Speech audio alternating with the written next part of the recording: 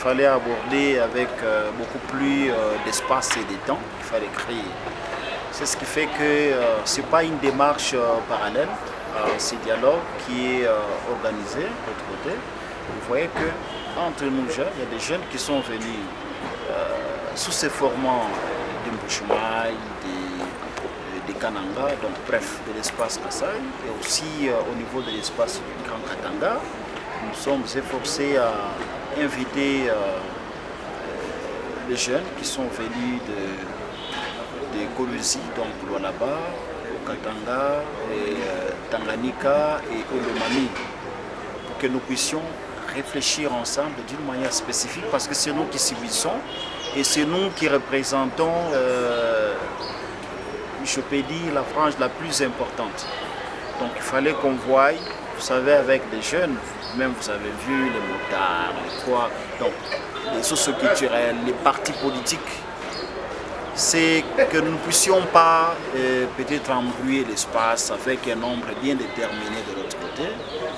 Nous pouvons d'une manière, nous pouvons étendre nos réflexions de manière à produire un cahier de charges complet qui nous concerne, nous, en tant que jeunes. Je vous dis que ce n'est pas important aujourd'hui de réfléchir tribalisme. Je suis un jeune Katangais, nationaliste, qui a eu à rencontrer plusieurs fois les milieux, à fréquenter les milieux kassaïens. Il fallait voir l'enthousiasme avec lequel, chaque fois que nous sommes là-bas, on est accueillis. Et donc il faudrait à ce que nous puissions aller au-delà des limites. Ça signifie simplement que nous devons éviter la manipulation, l'instrumentalisation. Parce qu'au vrai sens du mot, lorsque nous nous mettons avec les jeunes des deux contrées, vous réalisez que les problèmes, certes, il y en a pas. Mais il y a les tireurs de ficelles qui, pour des raisons purement politiques, des positionnements politiques, s'appuient sur des questions purement tribales pour diviser davantage les jeunes. Et pourtant, nous avons besoin de mettre ensemble nos énergies, de les mobiliser davantage pour que nous puissions réfléchir Congo. Ici, il s'agit du Congo. Il ne s'agit pas d'une communauté, il ne s'agit pas, c'est pas moi, d'une plateforme de jeunes. Vous voyez aujourd'hui aux côtés du Conseil national de la jeunesse, je crois que plusieurs ne nous ont pas vus faire une activité ensemble. Mais aujourd'hui, parce qu'il s'agit de la RDC, vous nous voyez là, nous mettre ensemble avec les conseils nationaux de la jeunesse, les forums nationaux de la jeunesse, pour que nous voyions comment est-ce que nous pouvons sortir du bourbier dans lequel nos arrière-parents, si je puis le dire comme ça, nous ont laissé. Ce n'est pas une affaire qui date d'aujourd'hui. C'est depuis 1960 que l'affaire a été porté sur la place publique, les conflits. Autrefois, comme je l'ai dit, je parlais de la manipulation, c'était les Belges eux-mêmes qui ont divisé des communautés pour bien se servir d'eux. En 1991 et 92, les raisons politiques ont fait aussi que les deux communautés soient divisées.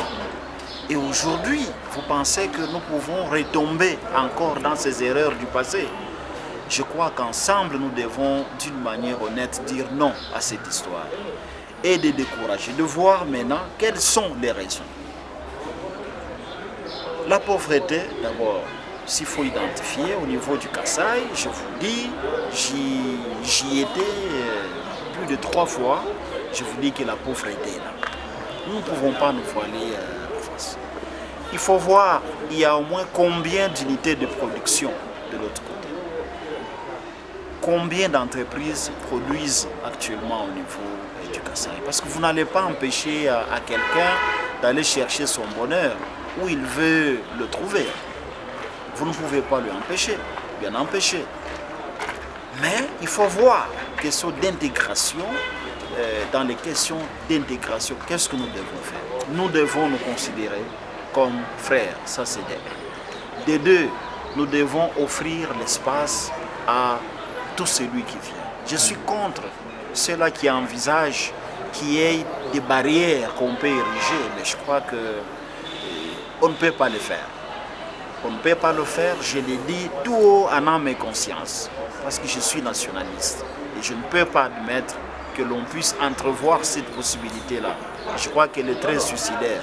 Mais il faut plutôt penser à donner du travail aux jeunes du Kasaï, à orienter beaucoup de programmes de développement au niveau du Kasaï pour développer l'agriculture et puis voir, il y a beaucoup de minerais au niveau du Kasaï.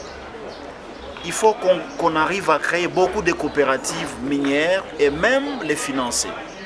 Mais aussi chercher, il faut désenclaver le Kasaï. Il faut qu'il y ait des routes à dessert agricole au niveau du Kasaï. Dès que c'est fait, je crois que nos compatriotes vont manger. Ils ont une terre fertile. Mais c'est question de conscientiser nos compatriotes pour que l'on puisse maximiser la production de l'autre côté. Et de même aussi au niveau du Katanga, pour l'intégration de ceux-là qui arrivent ici, il faut voir, il faut partager des richesses. Tous ceux-là qui ont des concessions minières, qui ne les utilisent pas, que chacun commence à couper un morceau et renforcer l'artisanat. Et avec ça, les gens auront de moyens et ils peuvent aussi envoyer par Airtel Money ou soit par les agences, envoyer chez nos compatriotes qui sont au niveau du Kasaï. Par rapport aussi à la construction, je crois qu'il est tellement important que l'État, à travers le programme des 145 territoires, qu'on puisse s'appesantir plus sur les territoires qui sont beaucoup plus pauvres par rapport à d'autres.